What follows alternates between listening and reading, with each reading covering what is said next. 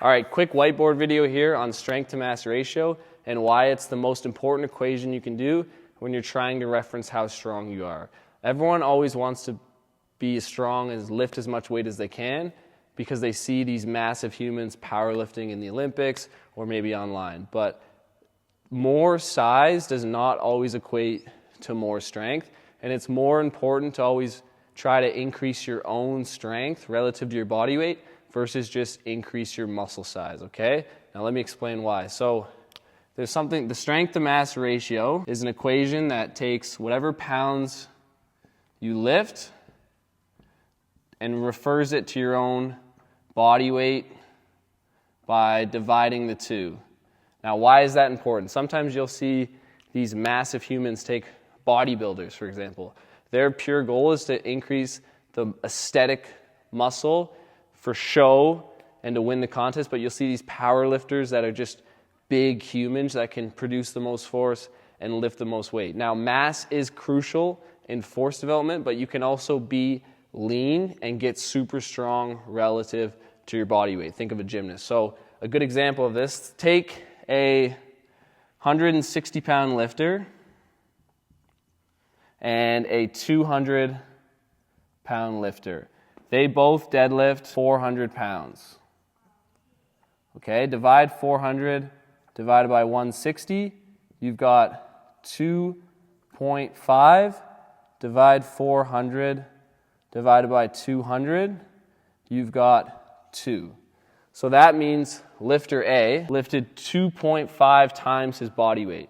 Lifter B, while being a bigger human, only lifted 2x his body weight, okay? So lifter A would have a higher strength to mass ratio on the deadlift, which is a sign that he's a strong human. Think about tradespeople like drywall, framers. Because they're so active and so engaged in work all day, they don't eat a lot. Typically they're pretty lean and they are super strong in awkward positions because the nervous system, although the muscular system isn't as large in the muscle belly, the nervous system still plays a role in how strong you actually are to signal that force production, okay?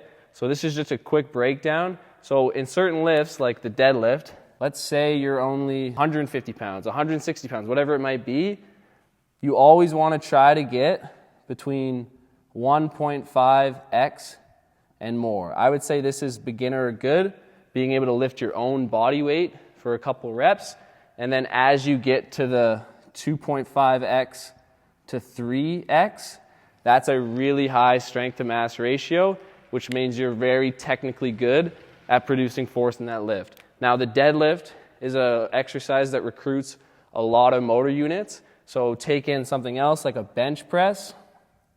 Okay, another gold standard exercise for upper body pushing strength. You would be more 0.75 your body weight to about 2x. That's where it would start being elite.